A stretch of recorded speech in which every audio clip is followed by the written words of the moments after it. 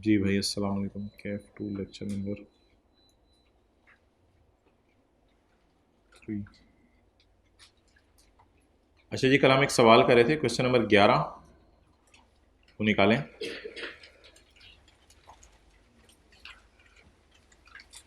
Past paper का question number 11।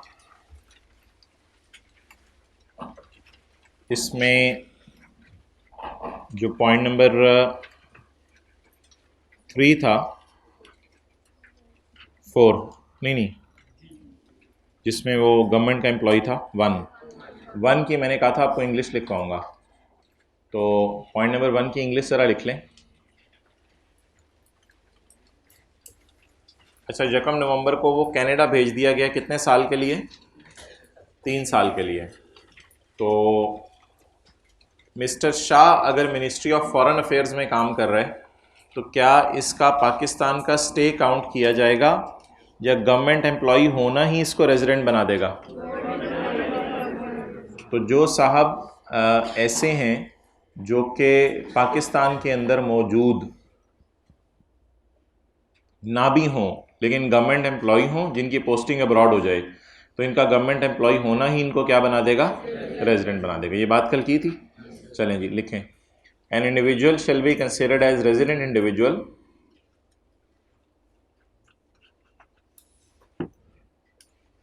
if he is an employee or official.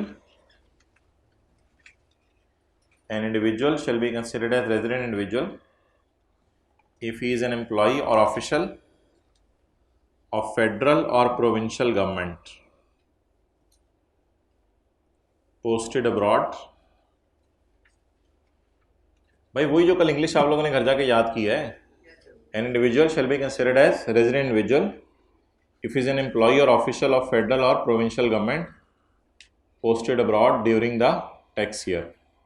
Abdullah, कल बांट लेंगे, अभी रहने दो, ठीक है? हाँ, full stop. In this case, as he is, चलें कंक्लूजन लिखें, छोड़ें आप, कंक्लूजन लिखें जो मैं लिखवा रहा हूँ। In this case, as he is an employee of government,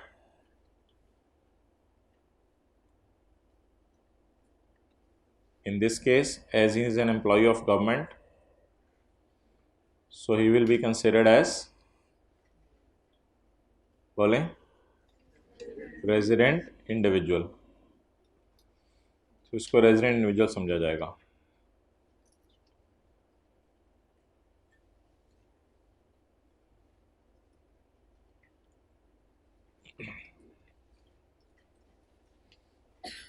okay,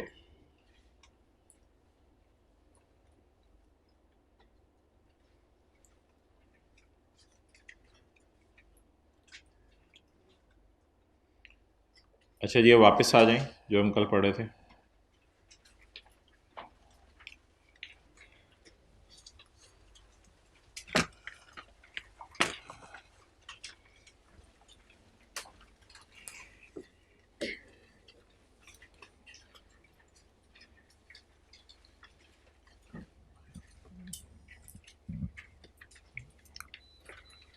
अच्छा जी, हमारे लॉ में जो पर्सन्स हैं वो 3 किस्म के हैं।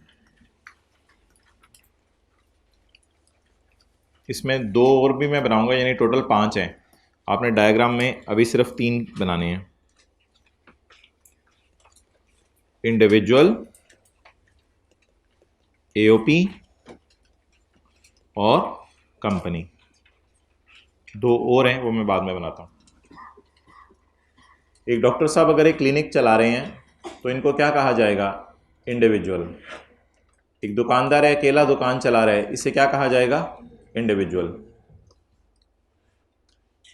एओपी होती है, भाई तो देख लो, एओपी होती है पार्टनरशिप। एओपी क्या होती है? Association of persons, partnership. तो 2 लोग मिलके अगर कारोबार शुरू कर दें, इसे क्या कहा जाएगा?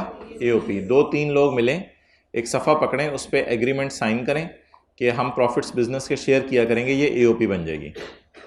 इसी तरह दो चार लोग मिलके कंपनी भी बना सकते हैं। तो फिर एओपी और कंपनी में फ़र्क क्या है? दो चार लोग मिलके एओपी बना लें, दो चार लोग मिलके कंपनी बना लें, इसमें फ़र्क क्या है? तो भाई जो कंपनी होती है ना, कंपनी, उसने जाना होता है, आपने एक इदारे का नाम सुना होगा, securities and exchange commission of Pakistan. इधर अटेंटिव रहें, securities and exchange commission of Pakistan. तो SECP एक इदारा है, मेरे भाई बाद में कर लीजिएगा। SECP एक इदारा है जिसके पास आपने जाना है और उसके पास जाकर आपने अपने आप को रजिस्टर करवाना है। क्लियर? SECP रहने पास जाके अपने आप को आपने रजिस्टर करवाना है।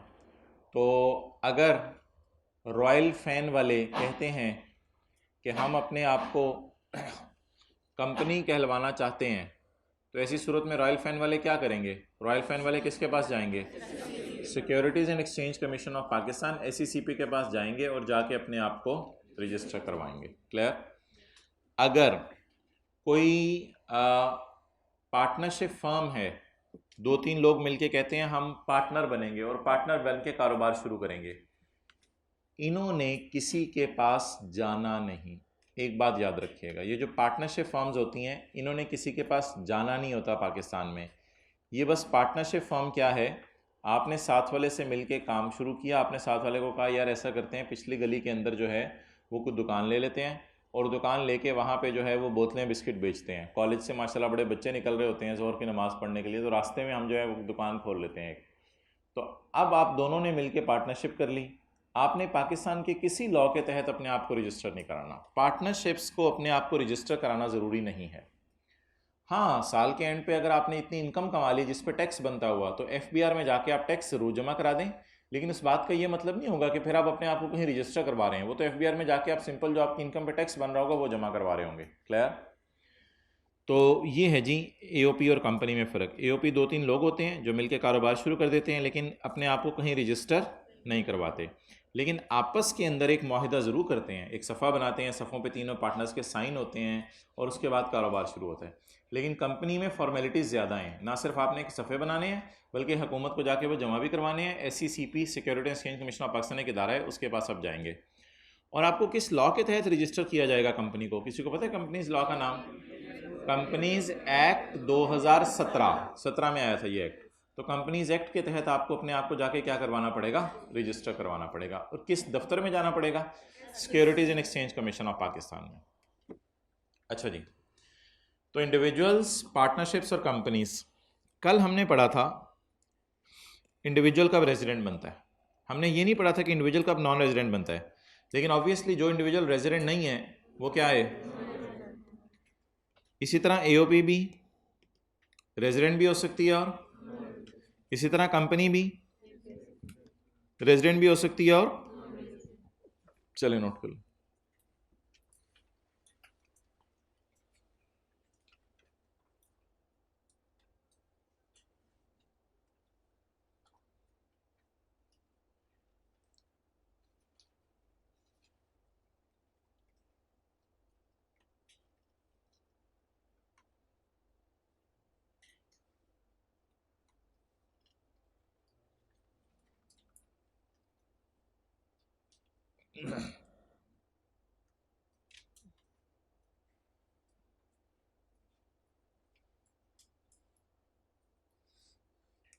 Okay,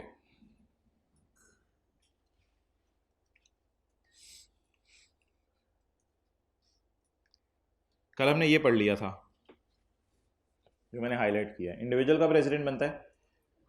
as a general rule उसका स्टे पाकिस्तान में 183 डेज या उससे ज़्यादा हो, लेकिन अगर वो इंडिविजुअल गवर्नमेंट का एम्प्लॉई है तो उसका नंबर ऑफ डेज भी काउंट नहीं किए जाएंगे।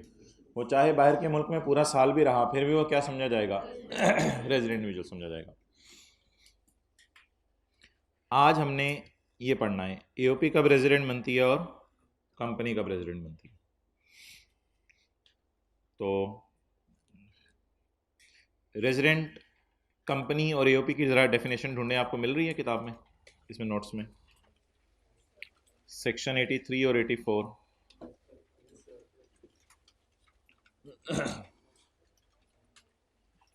इसमें आप पहले देख लें जी रेजिडेंट कंपनी और नीचे है रेजिडेंट एओपी। रेजिडेंट एओपी देख लेते हैं पहले। मुझे पता है इंडिविजुअल में एक पॉइंट रहता है कल वाला, वो मैं आपको करवाऊंगा।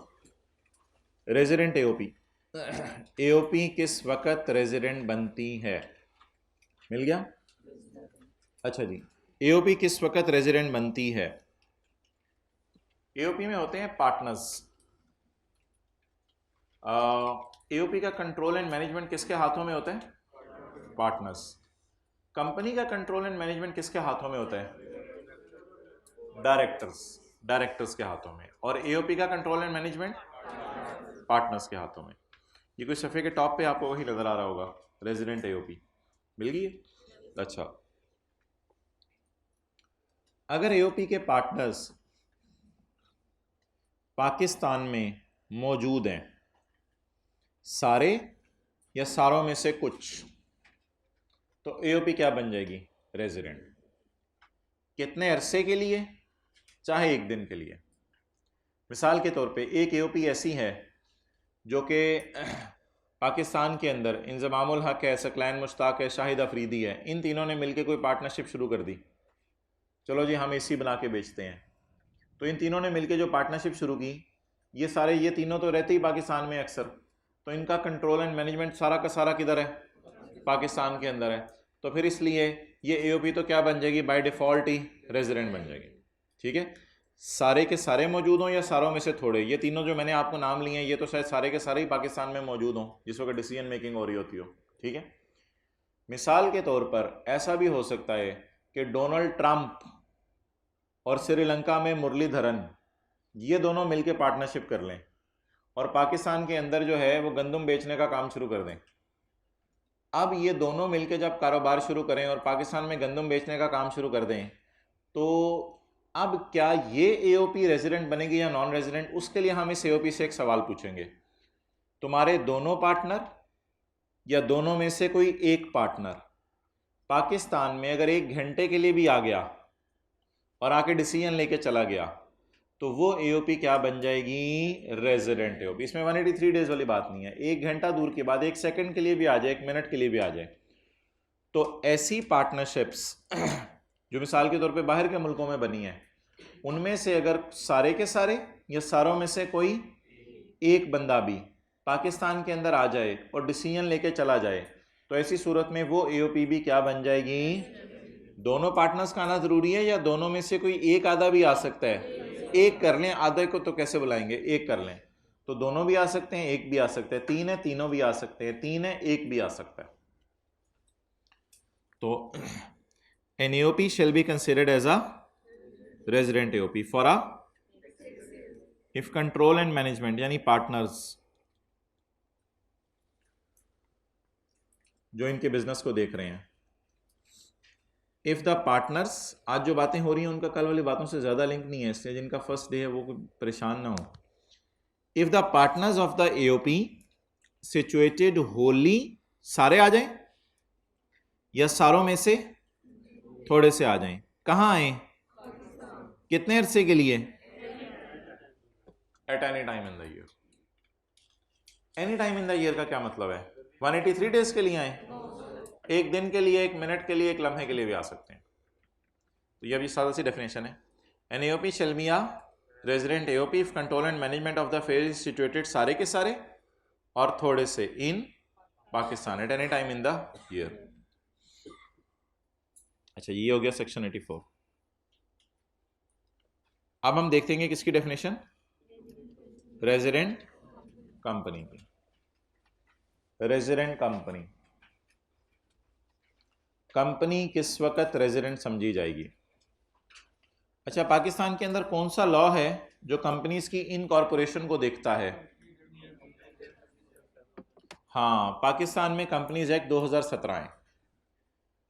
अच्छा, ये जो रॉयल फैन वाले हैं, इन्होंने अपने आप को कंपनीज एक्ट 2017 जो पाकिस्तान का लॉ है इसमें इनकॉर्पोरेट या रजिस्टर करवाया होगा? यस।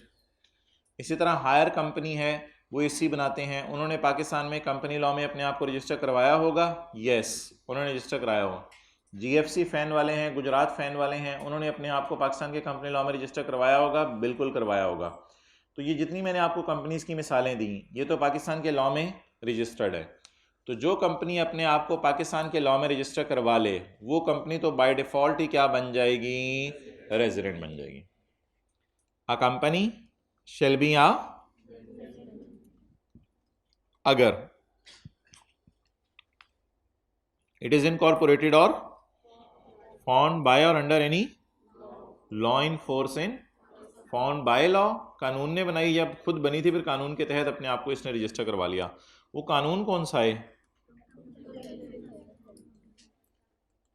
Companies act 2017।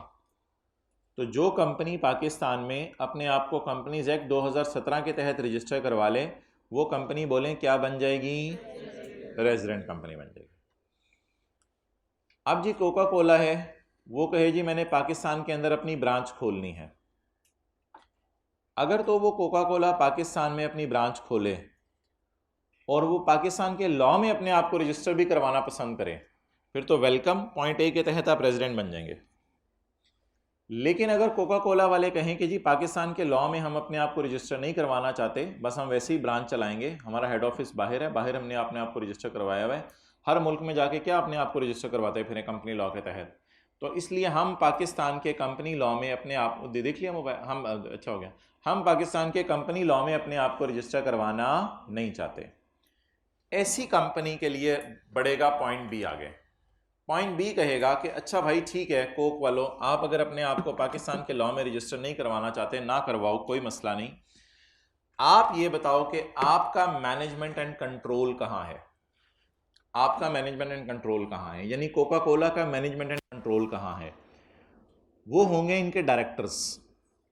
इस केस में आपको पता है पार्टनरशिप के फर्म्स में जो मैनेजमेंट एंड कंट्रोल संभालते हैं वो पार्टनर्स होते हैं, और कंपनी के केस में जो मैनेजमेंट एंड कंट्रोल संभालते हैं वो डायरेक्टर्स होते हैं। तो पूछा ये जाएगा कि भाईजान डायरेक्टर्स कहाँ पर हैं। अगर डायरेक्टर्स सारे के सारे, बोले साथ वाले के कान में, सारे के सारे डायरेक्टर्स एक मिनट के लिए भी पाकिस्तान इकट्ठे आ जाएं कंट्रोल चलाने के लिए, तो वो कंपनी रेजिडेंट बनेगी, वरना वो कंपनी रेजिडेंट। यहां होली और पाटली का लफ्ज ने लिखा हुआ, यहां अंग्रेजी वही है जो एओपी के अंदर है, लेकिन एक लफ्ज बस डिफरेंट है, कंट्रोल एंड मैनेजमेंट, यानी directors. Control and management of the affairs of company is situated, सारा का सारा कंट्रोल एंड मैनेजमेंट कहां हो, इन पाकिस्तान। कितने अरसे के लिए, एक लम्हे के लिए भी हो सकता है। तो इस कंपनी को क्या कह दिया जाएगा, रेजिडेंट कंपनी।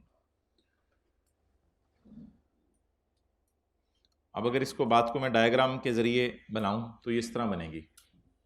कंपनीज के लिए ये रूल है कि अगर तो उन्होंने अपने आप को इनकॉर्पोरेट करा लिया पाकिस्तान में कंपनी लॉ के तहत, तो वो क्या है, अगर not incorporated in Pakistan under company law, लेकिन अगर अपने आप को कंपनी लॉ में रजिस्टर ना करवाएं, तो फिर क्या देखा जाएगा, if control and management is situated, तब जाके क्या बनेगी, ये रूल है। नोट करो।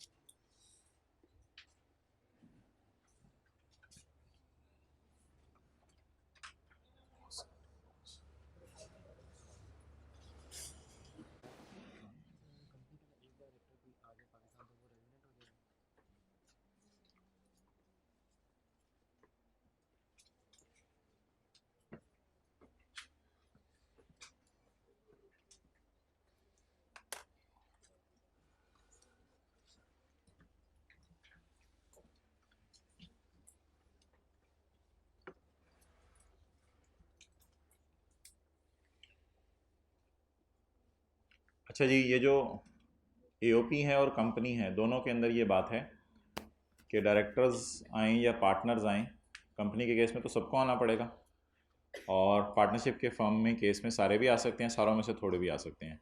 ये किसी पर्सनल काम से नहीं आएंगे, ऑब्वियसली बिजनेस डिसीजन के लिए आएंगे। हाँ, ऐसा हो सकता है पर्सनल काम से आए बिजनेस डिसीजन लेके चले जाएं, तो बिजनेस डिसीजन अगर लेके गए हैं तो इस बात को मुकदम रखा जाएगा, लेकिन इस बारीकी में कोई कब जाता नहीं, इसलिए इसको मैंने भी कुछ ज़्यादा डिस्कस नहीं किया। फिर एक और भाई ने सवाल पूछा कि अगर कोई डायरेक्टर अकेला आ जाए कंपनी के केस में, तो कंपनी ऑब्वियसली रेजिडेंट नहीं बनेगी, क्योंकि सारे डायरेक्टर का आना ज़रूरी है। हाँ, वो डायरेक्टर अपनी ज़ात के एतबार से रेजिडेंट बन जाएगा शायद अगर 183 दिन से ज़्यादा रुका, लेकिन वो बात अभी हमारे लिए रेलिवेंट नहीं है। हमने कंपनी को रेजिडेंट बनाने की भी डिस्कशन हो रही है, उसकी अकेले को अगर रेजिडेंट बनाना है या नहीं बनाना, उसके रेजिडेंट इंडिविजुअल वाला रूल लगेगा। तो हम इस वक्त ये बात करें कि कंपनी कब रेजिडेंट बनेगी। तो कंपनी के रेजिडेंट बनने के लिए शर्त है कि कंपनी के सारे डायरेक्टर्स पाकिस्तान में बिजनेस डिसीजन लेने के लिए आए, ये बात है। और अगर इधर मैं लिख दूं if the control and management is not wholly in Pakistan, तो क्या बन जाएगा, नॉन रेजिडेंट। और अगर इधर मैं लिख दूं if it is Holi in Pakistan, तो रेजिडेंट। अच्छा, आप एक चीज ऑब्जर्व करें कि ईओपी में एक ही पॉइंट था, लेकिन कंपनी में 2-3 पॉइंट है। द रीजन इज के ईओपी किसी लॉ में अपने आप को रजिस्टर नहीं कराती ना, तो ईओपी के लिए बस सिंपल सा रूल है, सारे पार्टनर या थोड़े से पार्टनर पाकिस्तान में है, ये रेजिडेंट बन गई। कंपनी के लिए पहला रूल कुछ और है, या तो अपने आप को कंपनी लॉ में रजिस्टर करवाओ, फिर डायरेक्टर देखे ही नहीं जाएंगे। जब आपने अपने आप को कंपनी लॉ में रजिस्टर करवा लिया ना, तो फिर आपके डायरेक्टर देखे नहीं जाएंगे, जहां मर्जी सैरें करते रहे, फिर डायरेक्टर वाली बात आपने देखनी नहीं। तो अगर तो कंपनी ने अपने आप को कंपनी लॉ में रजिस्टर करवा लिया, फिर तो बाय डिफॉल्ट ही कंपनी क्या बन गई, रेजिडेंट। लेकिन अगर कंपनी ने अपने आप को पाकिस्तान के लॉ में रजिस्टर नहीं करवाया, फिर डायरेक्टर वाला सवाल पूछना है, फिर सारे डायरेक्टर अगर आएंगे तो कंपनी क्या बनेगी। और ये फिर बड़ा रेयर सर्कमस्टांस में सारे डायरेक्टर आते हैं। सारे डायरेक्टर कहाँ आते होंगे, डायरेक्टर ही अगर एक हो तो फिर उसी को बुला लो, बबलू को, फिर वो रेजिडेंट बन जाएगी। अच्छा जी, पॉइंट सी,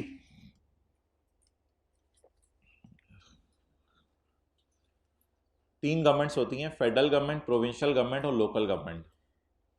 यहाँ 2 गवर्नमेंट्स का जिक्र है, प्रोविंशियल गवर्नमेंट और लोकल गवर्नमेंट। फेडरल गवर्नमेंट तो वो शहबाज शरीफ वाली, प्रोविंशियल गवर्नमेंट जो सूबों वाली है, और लोकल गवर्नमेंट होती है जो नाजिम होते हैं इलाके के, उनकी हुकूमत होती है। तो लोकल गवर्नमेंट्स ये होती हैं। अच्छा, अब सवाल ये है कि प्रोविंशियल गवर्नमेंट और लोकल गवर्नमेंट का लफ्ज़ यहाँ लिखा है, फेडरल गवर्नमेंट का लफ्ज़ जो है वो यहाँ नहीं लिखा हुआ, इसलिए कि फेडरल गवर्नमेंट को आपको कंपनी बनाने की ज़रूरत नहीं है कि फेडरल गवर्नमेंट को आप कहें ये कंपनी है, तो ये अजीब सी बात होगी। फेडरल गवर्नमेंट को कंपनी कहना अजीब सी बात होगी। इसलिए थोड़ी देर में मैं आपको फेडरल गवर्नमेंट को बताऊंगा, ना ये इंडिविजुअल है, ना एओपी है, ना कंपनी है, बल्कि फेडरल गवर्नमेंट अपने अंदर ही अलग से एक पर्सन है। उसकी बात मैं बाद में करूंगा। फेडरल गवर्नमेंट के अलावा और कौन सी गवर्नमेंट बच गई, प्रोविंशियल और लोकल गवर्नमेंट। अब प्रोविंशियल और लोकल गवर्नमेंट ने ना कभी कभी टैक्स देना होता है। अब आप हैरान होंगे, आप कहेंगे गवर्नमेंट ने क्यों टैक्स देना है, गवर्नमेंट तो टैक्स लेती है लोगों से, ना कि गवर्नमेंट टैक्स दे। तो हम आने वाले दिनों में रिजल्ट के बाद पढ़ेंगे कि अगर प्रोविंशियल गवर्नमेंट अपने सूबे से बाहर जाके कोई काम करे, तो फिर आपको सूबे में दूसरे सूबे में जाके टैक्स देना पड़ेगा। तो इसलिए एज अ प्रिकॉशनरी मेजर उसने गवर्नमेंट को किसी कैटेगरी में फेंक दिया। वो किस कैटेगरी में फेंकना उसने मुनासिब समझा, उसने कहा गवर्नमेंट को इंडिविजुअल में फेंकूं, नहीं, प्रोविंशियल गवर्नमेंट की बात कर रहा हूँ। प्रोविंशियल गवर्नमेंट को यूपी में फेंकूं, नहीं, उसने प्रोविंशियल गवर्नमेंट को किसकी डेफिनेशन में फेंक दिया, कंपनी की डेफिनेशन में फेंक दिया। अब अगर कल कलां को जाके कभी प्रोविंशियल गवर्नमेंट को टैक्स देना पड़ा, तो उसको किस डेफिनेशन के मुताबिक हम फॉल कराएंगे, कंपनी की डेफिनेशन के मुताबिक। तो इसलिए 2 चीज़ें हैं जिनको ज़बरदस्ती उठा के, हालांकि ये कंपनीज नहीं है, ये SCCP में जाके अपने आप को रजिस्टर नहीं करवाती, ज़बरदस्ती उठा के हमने किसकी डेफिनेशन में डाल दिया, कंपनी की। प्रोविंशियल गवर्नमेंट और लोकल गवर्नमेंट, क्लियर। तो ये 3 जी सिचुएशंस हो गई जो किसको डील करेंगी, रेजिडेंट कंपनी को। अब जी, अब आप मुझे बता दें कि हमारी सारी बात की समरी क्या बनी। अभी इसको साइड पे रखें। रेजिडेंट इंडिविजुअल कौन है, 183 डेज या उससे ज़्यादा रुके, या गवर्नमेंट का एम्प्लॉय हो, कोई इन्वॉल्व हो, साथ होंठ हिलाने से डेप्रिशिएट नहीं करेंगे। ईओपी कब रेजिडेंट है, ईओपी तब रेजिडेंट है जब इसका मैनेजमेंट एंड कंट्रोल होली या पार्टली पाकिस्तान में हो। कंपनी या तो पाकिस्तान के लॉ में अपने आप को रजिस्टर करा ले तो भी रेजिडेंट है, नहीं रजिस्टर कराती तो सारे डायरेक्टर पाकिस्तान आ जाएं तो रेजिडेंट है, और प्रोविंशियल गवर्नमेंट और लोकल गवर्नमेंट भी कंपनी की डेफिनेशन में फॉल करेंगी। किनका? प्रोविंशियल गवर्नमेंट जो पाकिस्तान की है वो तो रेजिडेंट ही होगी ना फिर। ओके, अच्छा भाई एक पॉइंट अब रह गया था, पॉज करना अबू बकर। अच्छा जी, रेजिडेंट इंडिविजुअल में यार हमारा आखिरी पॉइंट रह गया था, पॉइंट नंबर डी रह गया था ना, पॉइंट नंबर डी रह गया था, तो वो ज़रा उसको देखते हैं हम। आई होप आप सही जगह पे पहुंचे हैं। ये देख लें पॉइंट डी है, उसके साथ 2 बुलेट्स भी बने हुए हैं, नीचे एग्जांपल्स भी हैं। मिल गया?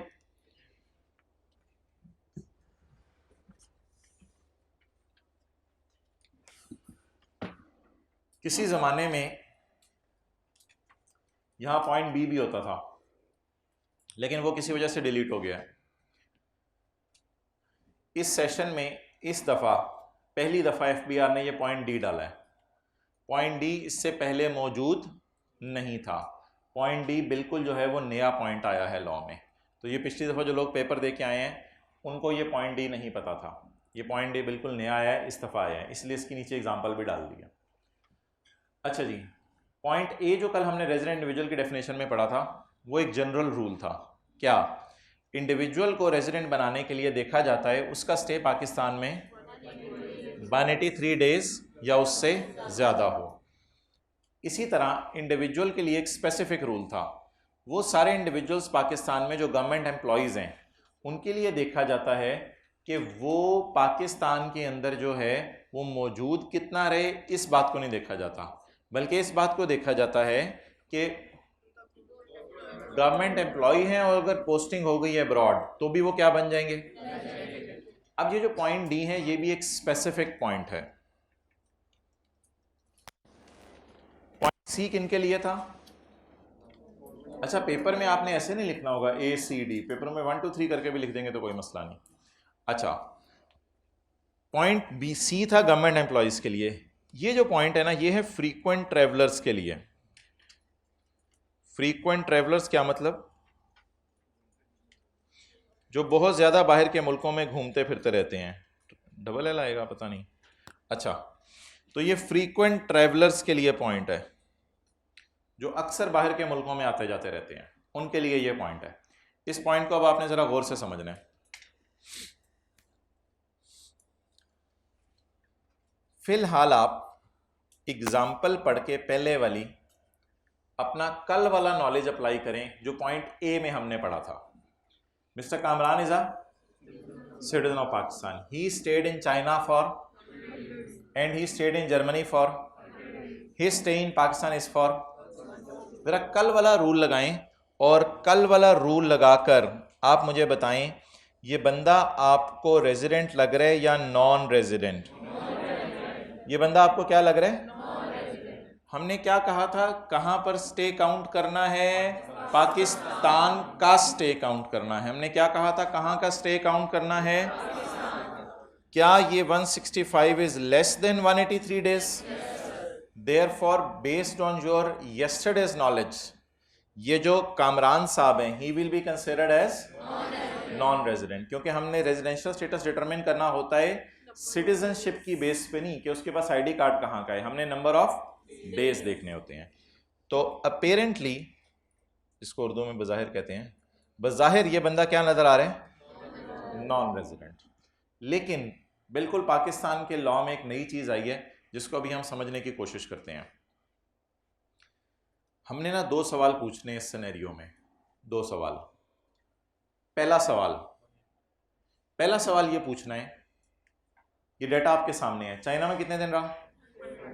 जर्मनी में 100 डेज, 100 प्लस 100 200, 165 डेज कहाँ रहा? 200 प्लस 165 365। साल में भी कितने दिन होते हैं? 365 डेज। पता है या बताना पड़ेगा? ये भी पता है। तो साल में 365 डेज होते हैं। अच्छा, अब आप मैंने 2 सवाल आप इससे पूछेंगे, इस डेटे से 2 सवाल पूछेंगे कामरान से। पहला सवाल, कामरान क्या तुम सिटीजन हो? यस और नो में जवाब दें, बताएं जल्दी। कामरान सिटीजन है? यस। दूसरा सवाल मेरा गौर से सुनिएगा, क्या किसी और फॉरेन कंट्री में क्या किसी और फॉरेन कंट्री में, सिंगल फॉरेन कंट्री में, क्या किसी सिंगल फॉरेन कंट्री में ये 182 डेज से ज्यादा रुका? एक्सेलेंट। पहले सवाल का जवाब हमने क्या दिया? दूसरे सवाल का जवाब? कल मैं पाकिस्तान का स्टे काउंट करने को कह रहा था, आज मैं पाकिस्तान का स्टे नहीं काउंट करने को कह रहा, आज मैं बाहर का स्टे काउंट करने को कह रहा हूं। कल मैं 183 डेज बोल रहा था, आज मैं 182 डेज बोल रहा हूं। मैं आई रिपीट बोथ क्वेश्चंस। पहला सवाल, क्या ये बंदा सिटीजन है? क्या इसका सिंगल फॉरेन कंट्री में, दोनों में मिला के नहीं, किसी एक फॉरेन कंट्री में, क्या किसी एक फॉरेन कंट्री में भी, चाहे चाइना ले लें चाहे जर्मनी ले लें, इसका स्टे 182 डेज से ज्यादा है? जब पहले सवाल का जवाब आए पेपर में यस, सिटीजन वाला, और जो दूसरा सवाल मैंने पूछा है आपसे उसका जवाब पेपर में आए आपके जहन में नो, इस बंदे को भी आपने रेजिडेंट बना देना है। हालांकि इसका स्टे 183 डेज से कम है, इस बंदे को भी आपने क्या बना देना है? अब इसकी लॉजिक सुने, पहले सवाल सुन लें दोबारा। क्या ये बंदा सिटीजन है? पाकिस्तान का सिटीजन है? क्या इसका स्टे सिंगल फॉरेन कंट्री में 182 डेज से ज्यादा है, किसी एक सिंगल कंट्री में? अब बज़ाहिर असल में हो पता क्या रहा है कि इसको मैं थोड़ा सा डेटे को और तोड़ता हूं लॉजिक समझाने के लिए। 165 डेज ये पाकिस्तान में रहा, 50 दिन चाइना में रहा, सवाल बदल रहा हूं, 50 दिन चाइना में रहा, 50 दिन इंडिया में रहा, 50 दिन अफगानिस्तान में रहा, 50 दिन जर्मनी में रहा। अब हर मुल्क में थोड़े थोड़े दिन रह रहे, फ्रीक्वेंट ट्रैवलर है। अब पाकिस्तान की हुकूमत ने इससे कहा, पुत्र तुम्हें तो कोई मुल्क घास ही नहीं डाल रहा, 50-50 दिन तुम उधर रहते हो, कोई जाके तुम्हें रेजिडेंट मान ही नहीं रहा। चाइना में तुम 50 दिन रह गए, चाइना वालों ने तुम्हें रेजिडेंट कहने लग जाने, कभी भी नहीं। इंडिया में तुम 50 दिन रहे, उन्होंने तुम्हें रेजिडेंट कहने लग जाने, कभी भी नहीं। अफगानिस्तान में तुम 50 दिन रहे, उन्होंने तुम्हें रेजिडेंट कहने लग जाने, कभी भी नहीं। जर्मनी के अंदर तुम 50 दिन रहे, उन्होंने तुम्हें रेजिडेंट कहने लग जाने, कभी भी नहीं। तो जब उन चारों मुल्कों ने तुम्हें रेजिडेंट कहना नहीं, तो भाईजान फिर आपको हम ही रेजिडेंट कह देते हैं। है तो पैदाइश इधर की आपकी, सिटीजन तो आप इधर के हैं, तो इसलिए हम ही आपको क्या करार दे देते हैं। थोड़ी समझ आई बात की? असल में उससे कोई मुल्क वाला घास नहीं डाल रहा, वो 20 दिन इधर चला जाता है। और एग्जाम्पल को ब्रेक कर लें, 20 ब्रेक हो रहा है, और एग्जाम्पल को ब्रेक कर लें, 20 दिन करते 10 मुल्कों में रहा 200 दिन। अब किसी मुल्क वाले ने इसको लिफ्ट नहीं कराई और कोई इसको रेजिडेंट नहीं मान रहा अपने मुल्क का, तो पाकिस्तान में 165 डेज रुक गया। चाहे 165 डेज रुका, फिर भी इसको क्या करार दे दें? रेजिडेंट। अब आपने दो सवाल पूछने हैं, पहले का जवाब आया करेगा, दूसरे का जवाब आया करेगा नो। आपने इस बंदे को क्या करार दे दिया करना है? अगर इन दोनों सवालों का जवाब कुछ भी डिफरेंट हो जाए ना, दोनों का जवाब ये आना जरूरी है, पहले का हमेशा दूसरे का हमेशा नो। इसके अलावा अगर कोई भी जवाब आए, यानी दोनों का यस आ जाए, दोनों का नो आ जाए, फिर भी आपने फारक करना है इसको, सिर्फ एक ही जवाब आना चाहिए। नंबर 1 पहले का यस, दूसरे का नो। तो ऐसी, और इसमें आपने स्टे कौन सा काउंट करना है? पाकिस्तान वाला स्टे काउंट करना है या बाहर वाला स्टे काउंट करना है? बाहर वाला सारे मुल्कों का टोटल करके काउंट करना है या किसी एक कंट्री का देखना है? किसी एक कंट्री का देखना है। ओके, तो last time, Kamran is a citizen of Pakistan. क्या इसका स्टे किसी एक बाहर के मुल्क में 182 डेज से ज्यादा है? इसका जवाब क्या आ गया? एक का जवाब यस आया, दूसरे का जवाब नो आया। आप इसे फिर पाकिस्तान का रेजिडेंट करार दे दें, क्योंकि कोई मुल्क 100 दिन पे इसको लिफ्ट नहीं करा रहा, इसको रेजिडेंट नहीं मान रहा। तो फिर बहालत मजबूरी कौन इसको रेजिडेंट मान ले? अपना पाकिस्तान वाले रेजिडेंट मान ले। पहले लॉ की प्रोविजन पढ़ें, फिर सोल्यूशन पढ़ें। इसमें आपने दूसरा बुलेट नहीं पढ़ना, सिर्फ पहला बुलेट पढ़ना है। ही is a citizen of Pakistan and he is not मौजूद इन अदर कंट्री। तो लॉ वाले ने लिखा है ना, लॉ वाला जरा मुश्किल लैंग्वेज लिखता है। अदर से मुराद सिंगल है, सिंगल कंट्री। अदर को अंडरलाइन करके सिंगल कंट्री, इधर इधर ये वाला अदर अंडरलाइन करके single country. He is a citizen of Pakistan and is not मौजूद in single country for more then, और ये कौन सी सिंगल कंट्री है ये भी ऊपर लिख लें, फॉरेन होनी चाहिए। ये कौन सी सिंगल कंट्री हो? Foreign country, single foreign country. Any other से मुराद वही है ना पाकिस्तान के अलावा, तो सिंगल फॉरेन कंट्री, अदर का मतलब single foreign, is not in single foreign country for more than 182 days. अब आप एक काम करें, दूसरा सवाल ना उर्दू ज़बान में ज़रा लिख लें, ताकि दूसरा सवाल जब आपको पेपर में आए तो आपको पता हो। दूसरा सवाल उर्दू में लिख लें, क्या ये बंदा सिंगल फॉरेन कंट्री में 182 डेज से ज़्यादा रुका? ये सवाल आपने पेपर में ना अपने माइंड से पूछा करना है। क्या ये बंदा, ज़रूर लिखें उर्दू में, क्या ये बंदा सिंगल फॉरेन कंट्री में 182 डेज से ज़्यादा रुका?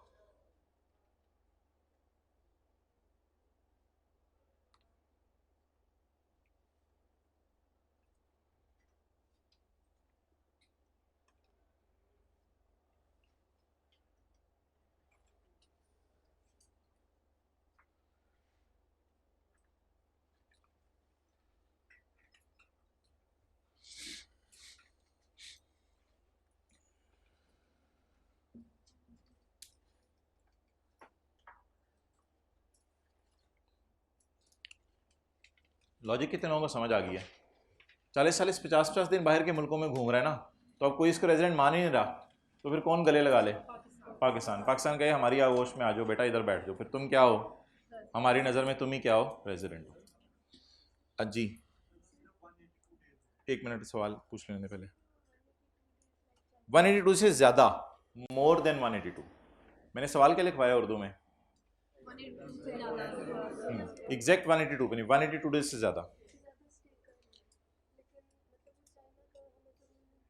हाँ, बस हमने ये सवाल उससे पूछ लिया करना है। चाइना के रूल्स हमें नहीं पता, वो हमें देखने भी नहीं हमने, वो फिर और बात है, दोनों मुल्क कहते रहे वो मर्जी है। हमने बस पाकिस्तान के रूल लगाने हैं, हमने सिर्फ ये सवाल पूछ के रूल लगा दिया करना है पाकिस्तान का रेजिडेंट है या नहीं। हमने ये नहीं डिसाइड करना कि चाइना का रेजिडेंट है या नहीं, हमने सिर्फ जो ये रूल्स लगाए हैं, हमसे पेपर में यही सवाल आएगा, in the light of Pakistan का रूल वो रेजिडेंट है या नहीं, in the light of China का रूल वो जो मर्जी है, हमें उससे कंसर्न नहीं।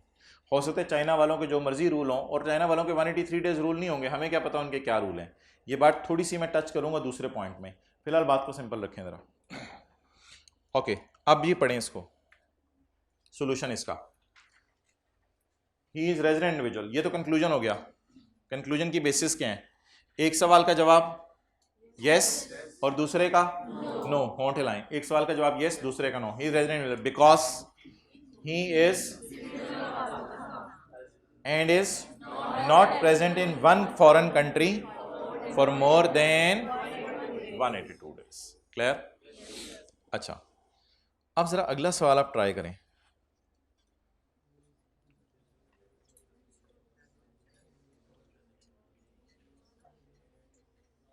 इसका मैंने सॉल्यूशन छुपाया हुआ है।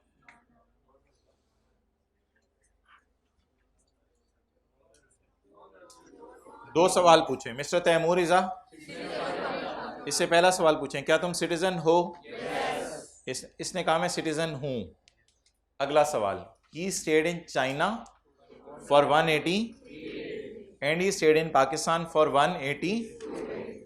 अच्छा, वैसे एक बात याद रखिएगा, आप पेपर में पहले ना पॉइंट ए लगाया करेंगे, जनरल रूल पहले क्या लगाया करेंगे? Point A. अभी मैं आपको बताऊंगा पेपर में आपको कैसे इल्हाम होगा पॉइंट ए कैसे लगाना है और पॉइंट डी कैसे लगाना है, ठीक है? जैसे ही पेपर आएगा सबसे पहले आपने पॉइंट ए लगाना है।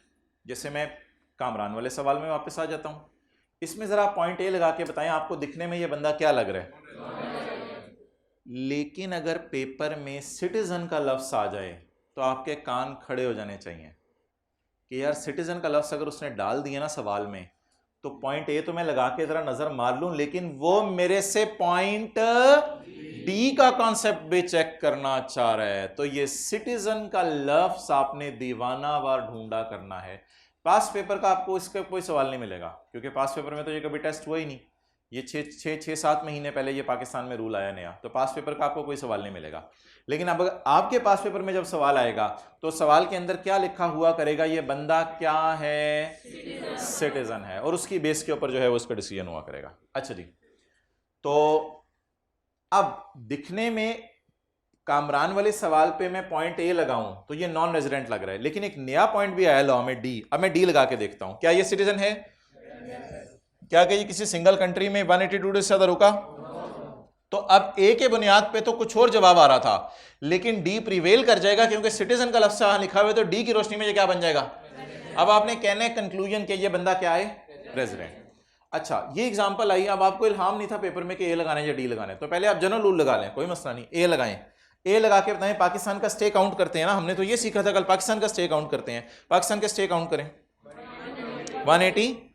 ए की रोशनी में क्या है, नॉन रेजिडेंट। अब जरा डी भी लगा लें, क्योंकि सिटीजन का लफ्ज लिखा हुआ है। अगर सिटीजन का लफ्ज ना लिखा होता तो मैं डी ना लगाता, क्योंकि सिटीजन का लफ्ज लिखा हुआ है। अब डी भी लगा के चेक कर लें, डी लगा के चेक करें क्या ये सिटीजन है। दूसरा सवाल उर्दू में जरा पढ़ें, क्या ये सिंगल फॉरेन कंट्री में 182 डेज से ज्यादा रुका? यस यस, ये तो गड़बड़ हो गई। अब दोनों का जवाब क्या आ गया? रेजिडेंट बनाने के लिए मैंने कहा था पहले का जवाब क्या आना चाहिए और दूसरे का जवाब नो, लेकिन इधर दोनों का जवाब अगर दोनों का जवाब आ गया यस, तो फिर ये रेजिडेंट नहीं है। ये क्या है हमारी नजर में? He is a non resident individual as per Pakistan law. China का हमें नहीं पता, चाइना में जो मर्जी हो उसके रूल हमें नहीं पता। He is non resident individual as per Pakistan law. Pakistan के लॉ के मुताबिक ये बंदा क्या बन गया, और हमसे पेपर में भी पाकिस्तान के लॉ का ही सवाल आने। ही इज नॉन रेजिडेंट इंडिविजुअल। दो पहले सवाल का जवाब यस है, दो ही is a citizen of, but से आगे ये वाली अंग्रेजी मैंने उठाई है, लेकिन नॉट का लफ्ज हटा के, but he is present in one foreign country for more than 182 days. Clear? तो अब इस कॉन्सेप्ट को हम होल्ड पे रख देते हैं, इसको टेस्ट में किसी में डालेंगे और टेस्ट में डालने के बाद फिर डिस्कस करेंगे, ताकि आपको ए और डी के अंदर अगर जहन में कोई कंफ्यूजन रह जाए तो वो टेस्ट में डाल के क्लियर हो जाए। हमेशा ए लगाने, लेकिन अगर सिटीजन का लफ्ज आ जाए तो एक और पॉइंट भी लगा के चेक कर लेना है, वो कौन सा? डी। ये बात भी अगर आप उर्दू में लिखना चाहते हैं लिख सकते हैं, हमेशा ए लगाने, लेकिन अगर सिटीजन का लफ्ज आ जाए तो डी लगा के चेक भी करना है।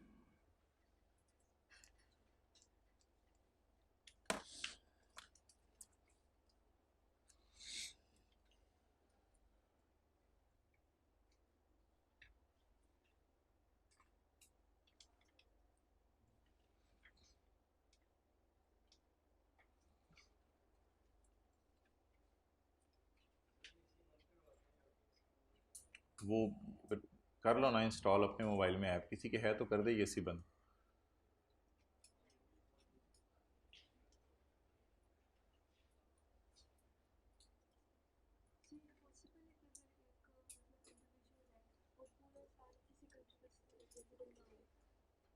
हाँ पॉसिबल है, कोई मसला नहीं। पॉइंट डी,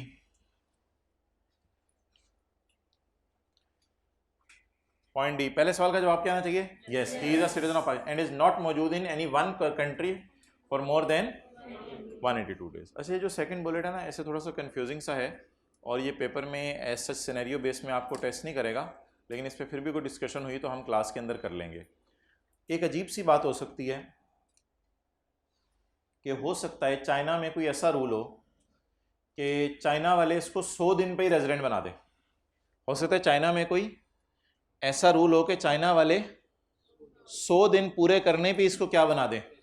फिर अगर चाइना वालों ने रेजिडेंट बना दिया तो फिर पाकिस्तान वाले बैकआउट कर जाएंगे और पाकिस्तान वाले कहेंगे चलो छोड़ो यार फिर। लेकिन फिर ऐसे पेपर में लाइन लिखी होगी फुल स्टॉप के बाद कि as per China tax rules he is resident in China because China rule says that he if he stays for 100 days he will be considered as resident. तो अगर ऐसी कोई बात पेपर में लिख दे, अजीब सी लाइन पेपर में डाल दे, तो इसका मतलब है वो जो फड्डा पड़ा था फ्रीक्वेंट ट्रैवलर का, इधर जा रहा है उधर जा रहा है, तो उसको चाइना वालों ने पकड़ के क्या कह दिया, हमारी नज़र में क्या है, रेजिडेंट है। तो फिर चाइना वालों ने पकड़ लिया, तो फिर पाकिस्तान वालों को रेजिडेंट बनाने की जरूरत नहीं है। लेकिन ये पॉइंट को इतना टेस्ट नहीं होगा, ये ऊपर वाला पॉइंट ही पेपर में टेस्ट होगा। तो सेकंड बुलेट जरा मैं पढ़ने की कोशिश करता हूँ। ही is a and is not resident in any other, और किसी और कंट्री में रेजिडेंट नहीं है। लेकिन अगर किसी और कंट्री ने रेजिडेंट बना दिया तो फिर पाकिस्तान वालों को रेजिडेंट बनाने की जरूरत नहीं है। बहरहाल इस दूसरे बुलेट को होल्ड पे रख दें, इसको कल करेंगे, इसकी मैंने कोई एग्जांपल भी नहीं डाली, ठीक है। तो फिलहाल ये पहला बुलेट ही ज्यादा इंपॉर्टेंट है, और आई कैप ने भी अपनी किताब में इस पहले बुलेट की हद तक डिस्कशन की हुई है। ओके, अब जी अगली हमारी जो डिस्कशन है वो ये है कि रेजिडेंट पर्सन कौन है। क्या पर्सन कब रेजिडेंट बनता है? तो वो एक आसान सी डेफिनेशन है, वहां लिखा होगा a person shall be a resident person if he is resident individual, if he is resident AOP and if he is resident company. Person एक ब्रॉड लफ्ज है ना, पर्सन में इंडिविजुअल, पर्सन से मुराद नेचुरल नहीं होता पर्सन। आपको पता है कंपनी सांस नहीं लेती, ठीक है, लेकिन कंपनी का आपने सुना होगा दिवालिया हो जाता है, तो फिर कंपनी का पर्सन है। लेकिन ऐसी कंपनी नहीं है, कंपनी जा रही थी, कंपनी बैठी हुई थी, कंपनी को भूख लग गई, कंपनी को हमने पानी पिला दिया, कंपनी होश करो, ऐसी बातें नहीं है। तो कंपनी नेचुरल पर्सन नहीं है, लेकिन कंपनी स्टिल आ पर्सन। तो अब एक ब्रॉड डेफिनेशन है जो तीनों की बाप है, वो क्या है, रेजिडेंट पर्सन की डेफिनेशन। और ये हमारी आज की आखिरी डेफिनेशन है, इसके बाद हम थोड़े न्यूमेरिकल पोर्शन की तरफ मूव करने लगे हैं। ढूंढें ये डेफिनेशन, इसके ऊपर मिलेगी आपको, सेक्शन 82 के ऊपर मिलेगी।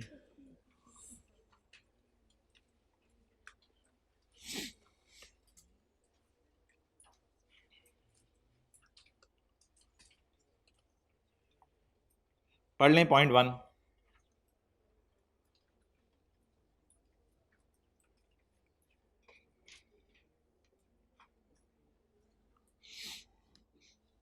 A person shall be a person, person अभी मैंने दिखाया था, पर्सन का लफ्ज लिखा हुआ, उसके यहाँ के 3 शाखें थी। A person shall be a for a tax year if the person is resident individual. आपको बड़ी बात बताइए तो हमें पता थी, if a person is and if a person is resident.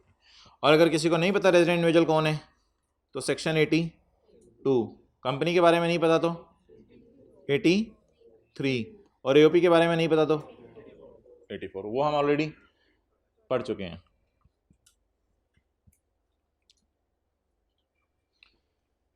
अच्छा, आप अगर इधर फील करें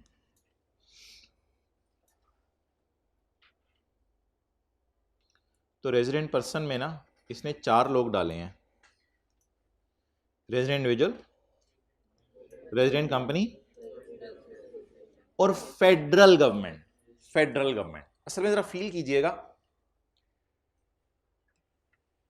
प्रोविंशियल गवर्नमेंट और लोकल गवर्नमेंट यहां आ गए हैं, फील करें, प्रोविंशियल गवर्नमेंट और लोकल गवर्नमेंट कंपनी के अंदर डाल दिए हैं। लेकिन फेडरल गवर्नमेंट एक इतनी बड़ी गवर्नमेंट थी कि गवर्नमेंट को किसी और के अंदर डालते तो गवर्नमेंट ने बाहर निकल आना था, तो इसको रखा ही बाहर हमने। तो इसलिए फेडरल गवर्नमेंट ना इंडिविजुअल है, फेडरल गवर्नमेंट ना एओपी है, फेडरल गवर्नमेंट ना, क्योंकि आपको पता है शहबाज शरीफ तो अपने अंदर एक शहबाज शरीफ है पूरा, तो इसको ना इंडिविजुअल में डाला जाए। भाई भाई कह रहे हैं मैं पीएमएलएन का हूं, वो तो एक ब्रांड है पूरा कह रहे हैं, तो ना वो इंडिविजुअल है, ना वो एओपी है, ना वो कंपनी है। प्रोविंशियल गवर्नमेंट और लोकल गवर्नमेंट को जबरदस्ती हमने डाला उठा के रेजिडेंट कंपनी की बस में, लेकिन फेडरल गवर्नमेंट को हमने अलग से प्रोटोकॉल दिया। फेडरल गवर्नमेंट को कहा आप ना इंडिविजुअल हैं, आप ना कंपनी है, आप ना एओपी हैं, आप जरा ना नीचे तशरीफ ले आए, आपके लिए अलग से प्रोटोकॉल है, बेसमेंट में बस चलाई जाएगी आपके लिए। तो ये क्या है जी, this is called as federal government. तो लेकिन फेडरल गवर्नमेंट याद रखिएगा कि पर्सन जरूर है, और कौन सा पर्सन है, लेकिन फेडरल गवर्नमेंट टैक्स जमा नहीं करवाती, फेडरल गवर्नमेंट टैक्स जमा नहीं करवाती। कभी आपने सुना गवर्नमेंट ने केस कर दिया, पाकिस्तान में रहते हैं तुर्कमानिस्तान में, तो कभी सुने गवर्नमेंट ने केस कर दिया, कभी सुने हमने गवर्नमेंट के खिलाफ केस कर दिया? आप तो काम भी करते होंगे, सोचते तो है ना। तो हमने केस कर दिया गवर्नमेंट, तो वो गवर्नमेंट पर्सन है ना फिर। हाँ, सांस नहीं लेती गवर्नमेंट, लेकिन गवर्नमेंट एक आर्टिफिशियल पर्सन तो है। इसलिए फेडरल गवर्नमेंट को भी हमने कहां डाला? कंपनी के अंदर डाला या अलग से पॉइंट बनाया इसके लिए? और फेडरल गवर्नमेंट क्या है बोलें? रेजिडेंट है, नॉन रेजिडेंट? पाकिस्तान की हुकूमत कहां है आजकल? पाकिस्तान में है। तो फेडरल गवर्नमेंट तो रेजिडेंट ही होनी है ना, फेडरल गवर्नमेंट तो नॉन रेजिडेंट नहीं हो सकती। अगर आपने पाकिस्तान की गवर्नमेंट को भी नॉन रेजिडेंट कह दिया तो पीछे रह क्या गया? पीछे आप रह गए। तो क्या मैं लिख सकता हूं कि federal government individual AOP company नहीं है? लिख दूं साइड पे, और लिख दूं साइड पे कि ये ना इंडिविजुअल है, ना एओपी है, ना कंपनी है। तो ये एक अलग चीज है। और फॉरेन गवर्नमेंट भी तो हो सकती है। फॉरेन गवर्नमेंट क्या होगी? चाइना, ठीक है, चाइना गवर्नमेंट, जर्मनी की गवर्नमेंट, इंडिया की गवर्नमेंट। फेडरल गवर्नमेंट को क्या करार दे दें? Non resident. फेडरल गवर्नमेंट को नॉन रेजिडेंट और फॉरेन गवर्नमेंट को नॉन रेजिडेंट। और ये कोई बताने वाली बात नहीं है कि पाकिस्तान की हुकूमत रेजिडेंट है और चाइना की हुकूमत आजकल पाकिस्तान में नहीं है, तो वो नॉन रेजिडेंट है। फिर भी कोई मसला है तो क्लास के बाद साथ वाले से पूछ लें।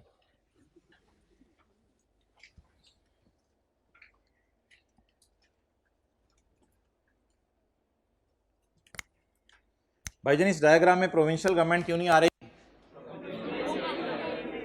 आपका जवाब होना चाहिए था देखने वाली आंख होनी चाहिए, आ रही है।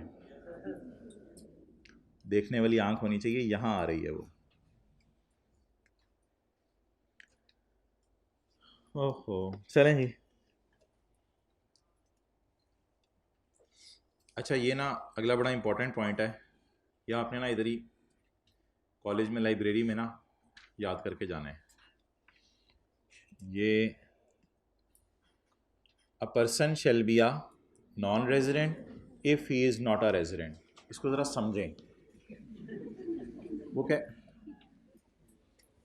चले मैं पहले इंपॉर्टेंट लिख दूं इसके साथ। इंपॉर्टेंट, ये ज़रा आपने ना यकसुई से याद करना है। कहते हैं इधर आओ, मैं आज आपको बताता हूँ नॉन रेजिडेंट कौन है। हम बड़े तैयार होके ना पहुंचे, नॉन रेजिडेंट कौन है? A person shall be a non resident if he is not a resident. तो जब हमने रेजिडेंट की डेफिनेशन देखी तो वहां लिखा हुआ था person is a resident who is a resident. नहीं, रेजिडेंट तो उसने तफसील से बता दिया ना। तो जो रेजिडेंट नहीं है वो क्या है? अच्छा, आप ज़रा बताना शुरू करें। जो 183 डेज रुके, या जो गवर्नमेंट का एम्प्लॉय हो, या वो जो तीसरी नई वाली बात पड़ी, वो रेजिडेंट है। इसके अलावा बाकी सारे नॉन रेजिडेंट। जो कंपनी लॉ में रजिस्टर कराए अपने आप को, या सारे डायरेक्टर पाकिस्तान में आ जाएं, या प्रोविंशियल या लोकल गवर्नमेंट हो, वो बाकी सारी कंपनीज जो एओपी पार्टली या होनली पाकिस्तान में मौजूद हो, वो रेजिडेंट। और बाकी सारी एओपीज, अगर पाकिस्तान की हुकूमत रेजिडेंट है तो फॉरेन गवर्नमेंट्स फिर नॉन रेजिडेंट बन गए। ये एक्सप्लेनेशन नहीं पढ़नी आपने, ये इंशाल्लाह हम आगे देखेंगे।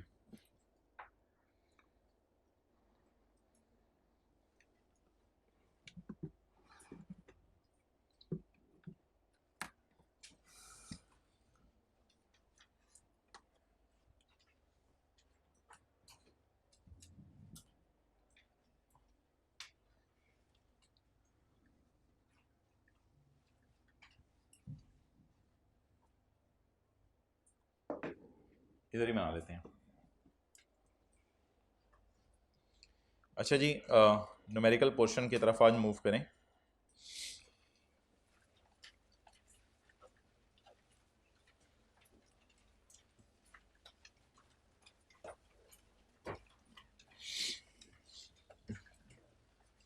एक साहब हैं जी, मिस्टर उमर।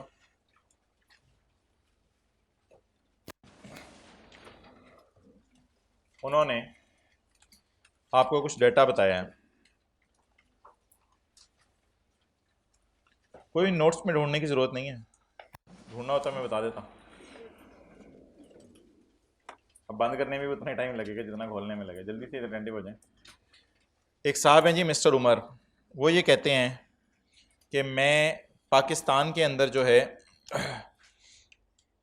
वो हूँ और मैं ये वाली इनकम्स जो है वो कमा रहा हूँ, इनकम फ्रॉम सैलरी कमा रहा हूँ,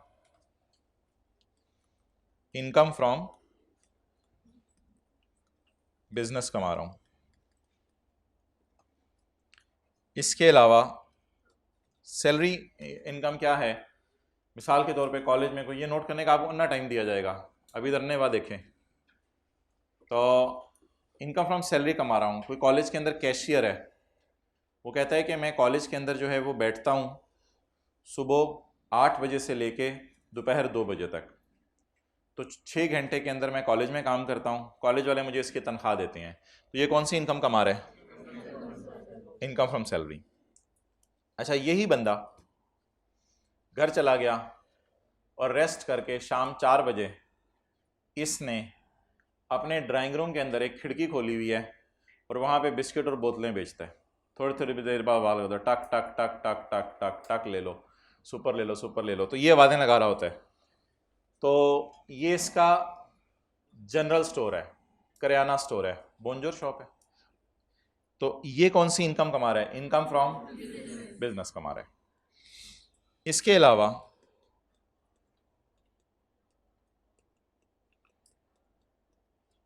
इसने अपने घर का फर्स्ट फ्लोर किराए पे दिया हुआ है, तो ये इनकम फ्रॉम प्रॉपर्टी कमा रहा है। घर का फर्स्ट फ्लोर इसने किराए पे दिया हुआ है, ये इनकम फ्रॉम प्रॉपर्टी कमा रहा है।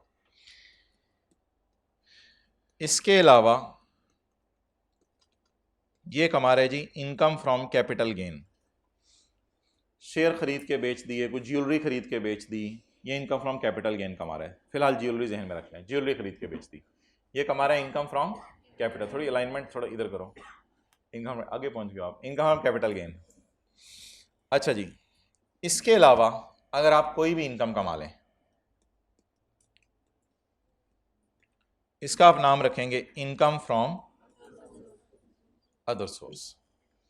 आप नौकरी करके जो पैसे कमा रहे हैं वो इनकम फ्रॉम, आप बिजनेस करके जो पैसे कमा रहे हैं कारोबार करके, वो इनकम फ्रॉम बिजनेस।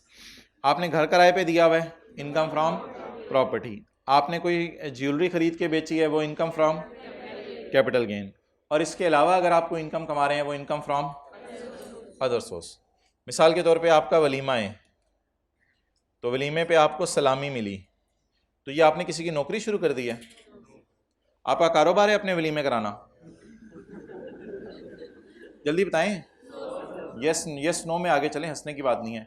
ये आपका कारोबार है, आपने अपना ऊपर वाला पोर्शन किराए पे दे दिया है, शादी करा के ऊपर वाला पोर्शन किराए पे दे दिया है? नहीं। आपने कोई ज्वेलरी बेची है? नहीं, वो तो बेगम ज्वेलरी ला रही है उल्टा, आपने कोई ज्वेलरी बेची है? तो इन चारों में से आपने कोई एक्टिविटी नहीं की। इसका मतलब है जो बची कुछ इनकम्स हैं वो कहाँ फॉल किया करेंगी? Income from other source. शायद ये वो पहली इनकम हो जो आप जिंदगी में कमाएं, इनकम फ्रॉम अदर सोर्स। अच्छा, आर्टिकल्स में ही करवा लेंगे ना आप, इसलिए मैं कह रहा हूं। अच्छा, तो ये 5 किस्म की इनकम्स हैं जो एक बंदा कमा सकता है। इन पांचों का जब हम टोटल मारेंगे तो इसका जवाब होगा टोटल इनकम। बड़ी बात बताई। इन पांचों का जब हम टोटल मारेंगे तो ये क्या आएगी? Total income.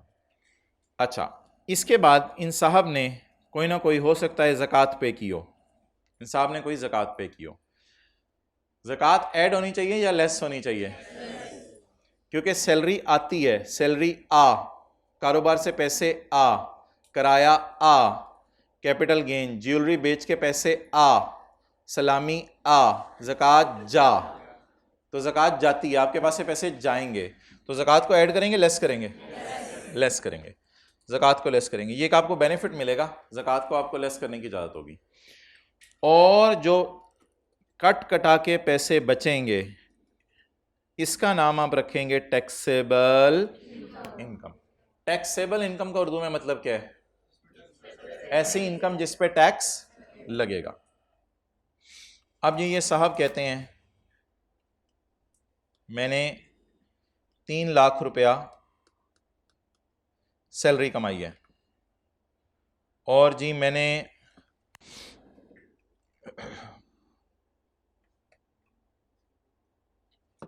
5 million income from business कमाई है। इनकम फ्रॉम प्रॉपर्टी मैंने कमाई नहीं। कैपिटल गेन इनकम मैंने 50,000 रुपया कमाई है। सलामी मुझे किसी ने दी नहीं, दूर से देख के शाबाश दे के चले गए सारे, अल्लाह आपका निगहबान हो कह के। टोटल कितना बन गया? निकाल लें जो बैगों में पड़े हुए हैं। 5350,000। इसमें से माइनस करेंगे जी आप ज़कात। ज़कात फ़र्ज़ करें, नहीं 2.5% आपको रेट याद होगा, वो हमारे सिलेबस में नहीं है। वो इस्लाम की नज़र में आपको याद है 2.5% बड़ी अच्छी बात है, लेकिन वो हमारे सिलेबस में नहीं है रेट याद करना। और ज़कात की अमाउंट पेपर में हमें गिवन करेगा, ज़कात हमें निकालनी नहीं पड़ेगी क्योंकि ज़कात इनकम्स पे नहीं होती, ज़कात एसेट्स के ऊपर होती है, तो इसलिए ज़कात हमें निकालनी नहीं पड़ेगी। ज़कात की अमाउंट हमें गिवन किया करेगा। तो किसी ने ओवर एफिशिएंट नहीं बनना कि ज़कात मैं डेटे से खुद निकाल लेता हूँ। ज़कात वो आपको गिवन किया करेगा। ज़कात भी सवाल में गिवन है, ये सारा डाटा सवाल का है। आप बता दें इसकी टैक्सेबल इनकम कितनी है। चलें जी नोट कर लें। तो एक बंदा पाकिस्तान में कितने किस्म की इनकम्स कमा सकता है? 5 किस्म की इनकम्स कमा सकता है। आज याद करने वाला वैसे बड़ा थोड़ा सा है। रेजिडेंट कंपनी के 3 पॉइंट्स हैं और रेजिडेंट एओपी का 1 पॉइंट है और रेजिडेंट इंडिविजुअल का आखिरी पॉइंट है।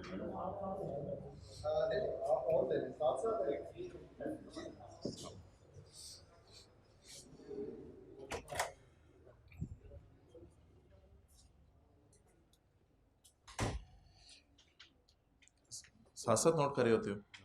अच्छा अच्छा, अभी किया।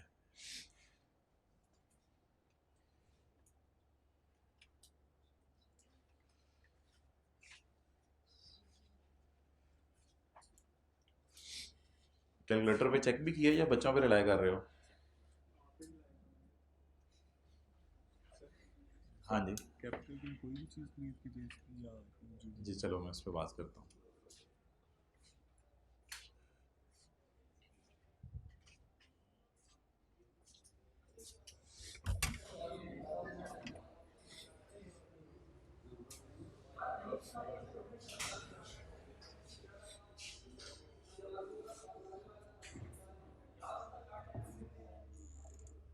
कर ले भाई, जल्दी कर ले।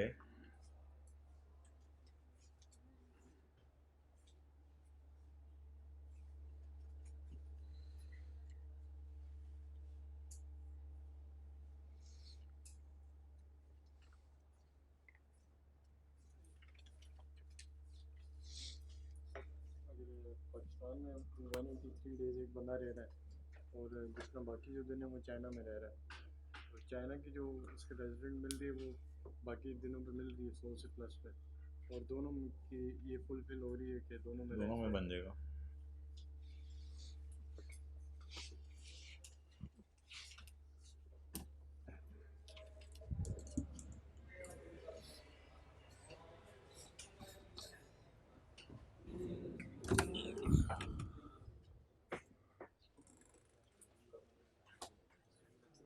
कितने लाख रुपए कमाए हैं?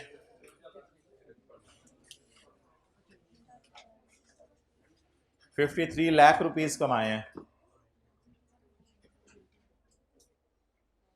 ऐसा ही है, 53 लाख रुपीस कमाए हैं। लेकिन हम इस तरह नहीं देखा करेंगे, हम तो मिलियंस में बातें करेंगे। बचपन में हम रुपीस में बातें करते थे, फिर बड़े हो गए हमने थाउजेंड्स में बातें करना शुरू कर दी, फिर लैक्स में, अब हम मिलियंस में बातें किया करेंगे, ज़्यादा बड़े हो गए हैं। ओके, इसने कितना कमाया जी? 5.3 मिलियन। अब आप अपने नोट्स में आए तरतीब से, कोई ये तीसरा चौथा सफ़ा बनेगा, कौन सा पांचवा सफ़ा बनेगा?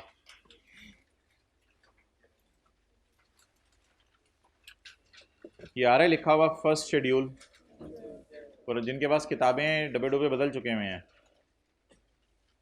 फर्स्ट शेड्यूल, इसमें लिखा हुआ आ रहा है डिवीजन 1, इसमें लिखा हुआ आ रहा है rates for of tax for individuals and AOPs. Clear? अच्छा जी, अगर एक बंदा 600,000 से कम कमाए पाकिस्तान में, तो उसने टैक्स कितना देने? 0%। अगर 600,000 से ज़्यादा कमाए but does not exceed 8 lakh, लेकिन 800,000 से ज़्यादा ना कमाए, तो उसके लिए रेट कितने % है? ये ज़रा हमारे वाला बंदा ढूंढे। क्वेश्चन आपके सामने हुआ हुआ है, क्वेश्चन जो आपने रजिस्टर पे देखे उसको कंपेयर करें ज़रा हमारे वाले बंदे से। हमारे वाला बंदा किस सीरियल में गिर रहा है? अमीर है, अमीर कबीर है? अच्छा, ये आप लोगों ने खुद ही कैटेगरीज बना दी हैं, गरीब, अमीर, अमीर करीब, अमीर कबीर, अमीरुन कबीरुन कबीरुन शदीदुन, ये खुद ही कैटेगरीज बना दी हैं। चलें ढूंढें जी किस कैटेगरी में आ रहा है? Serial number 7।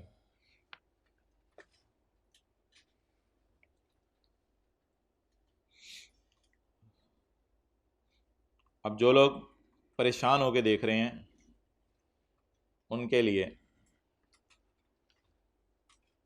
इसको कहते हैं 5.3 मिलियन। बोले क्या कहते हैं? 1 2 3 4 5 6 डिजिट के से पहले अगर कोई लफ्ज़ आ रहा है, साल के तौर पे ये मैं लिखता हूँ 1 2 3 4 5 6, गरम अंडे हो गए कितने? 6। इससे पहले अगर मैं 2 लगा दूं तो ये क्या है? 2 मिलियन। ये क्या है? 2000। बड़ी बात है यार, चाहे हम। ये क्या है? 2 मिलियन। ये क्या है? 4 मिलियन। ये क्या है? ये क्या है?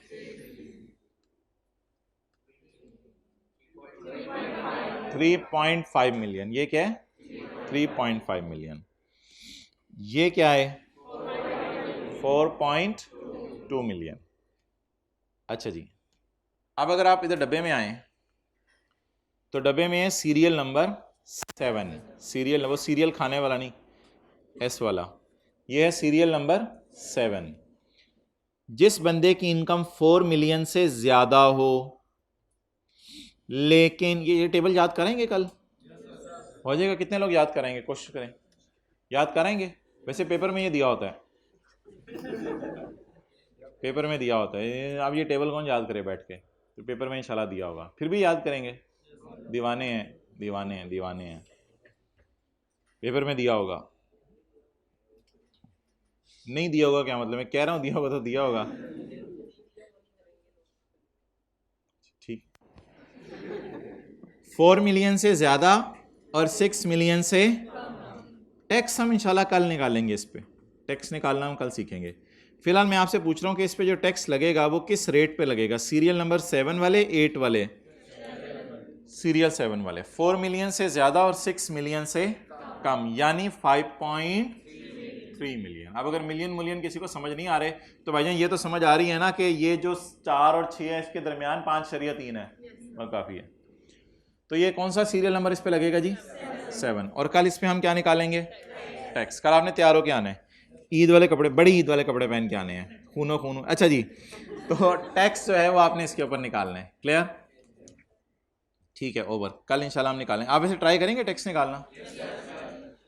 तो अब ओ भाईजान टाइम है, I know that, you know that time is there.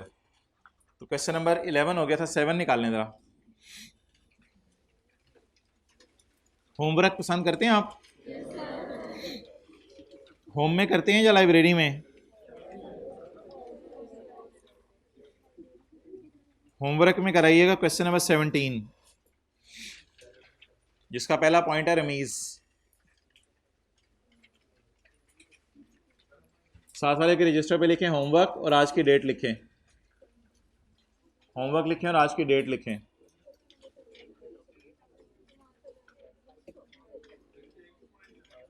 इसके चारों पॉइंट करेंगे बबलू। रमीज वाला, खलील वाला, अली वाला, स्मिथ वाला। अच्छा 11 में आए ज़रा। 11 में पॉइंट 2, पॉइंट 4 से शुरू करते हैं। Point 4, Farooq trading LLC was incorporated as a limited liability company in, भाईजान ये कंपनी है, इंडिविजुअल है, AOP है? कंपनी है। कंपनी के लिए रूल हमने पढ़ा था कि पाकिस्तान के लॉ में अपने आप को रजिस्टर करवाए। इसने पाकिस्तान के लॉ में अपने आप को रजिस्टर नहीं करवाया हुआ, बल्कि कहाँ के लॉ में रजिस्टर्ड है? UAE में। The management and control was situated, सारा का सारा इन, अच्छा मुझे बता दें क्या वो जो पॉइंट A था उसमें लिखा हुआ था पाकिस्तान के लॉ में अपने आप को रजिस्टर करवाए, क्या करवाया इसने रजिस्टर? क्या फॉरेन लॉ में अपने आप को रजिस्टर करवाया? तो फॉरेन लॉ को छोड़े परे, आपने अब ये नहीं देखना कि फॉरेन लॉ में रजिस्टर करवाया है। जो बंदा अपने आप को पाकिस्तान के लॉ में रजिस्टर ना करवाए और UAE के लॉ में रजिस्टर करवा ले, उससे हमने ये सवाल पूछना है कि तुम्हारा मैनेजमेंट एंड कंट्रोल कहाँ है? क्या कंपनी का सारा मैनेजमेंट कंट्रोल बाहर के मुल्क में है? होली इन पाकिस्तान है या होली आउटसाइड है?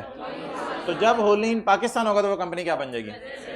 लिखें जी, a company will be considered as a resident company, जिन्होंने बंद कर लिया हुआ था सब कुछ।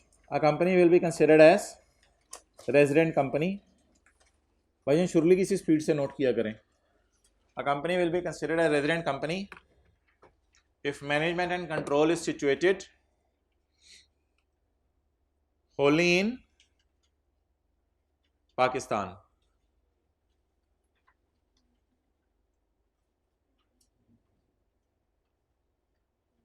Therefore, Farooq Trading LLC company, therefore Farooq Trading LLC company will be considered as, वो बोल रहे हैं, रेजिडेंट कंपनी।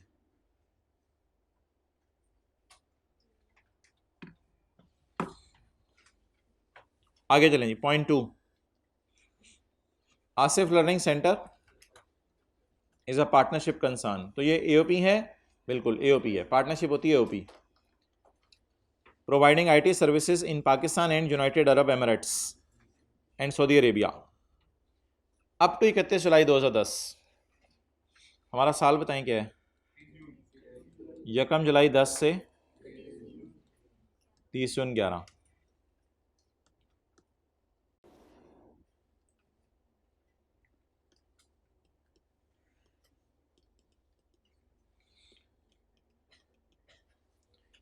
अप टू 31 जुलाई 10, यहाँ तक। The management and control was situated partly in, और 1 अगस्त से सारा मैनेजमेंट एंड कंट्रोल शिफ्ट कहाँ हो गया है? लीजिए तो दुबई चले गए। अब हम क्या करें? भाईजान ग्रीन वाली लाइन देखें, क्या ये ग्रीन झंडा पाकिस्तान में इतना अरसा रहे हैं ये? अगर ये पाकिस्तान में इतना अरसा रहे हैं, क्या सबका रहना ज़रूरी है या पार्टली? क्या मैनेजमेंट एंड कंट्रोल जो है वो पार्टनर्स की सिचुएट कर रही थी पार्टली इन पाकिस्तान? क्या ये सिचुएट करती रही है 1 महीना? तो बता दें, अगर पार्टनरशिप फर्म वाले पाकिस्तान में 1 महीना 1 दिन भी रुक जाएं, पार्टली, होली जरूरी नहीं है, तो पार्टनरशिप फर्म क्या बन जाएगी? तो लिखें NAOP will be a resident AOP। लिख लेंगे आगे, मैं जबानी बता देता हूं, सुन लें। NAOP will be a if the management and control is situated wholly or partly in Pakistan at a time in the year in Pakistan. In this case, as management and control of Asif is partly in, therefore it will be considered as, कल याद करा दीजिएगा, class में दोबारा लिख लेंगे। और question 7 के B पे भी नज़र मार लेंगे, आसान सा है, कर लेंगे ये भी ट्राई। बलूचिस्तान गवर्नमेंट का एम्प्लॉई है, कर लेंगे अप्लाई। 7 का B भी होमवर्क में कर लें, कल इंशाल्लाह डिस्कस करते हैं इसको। ओके।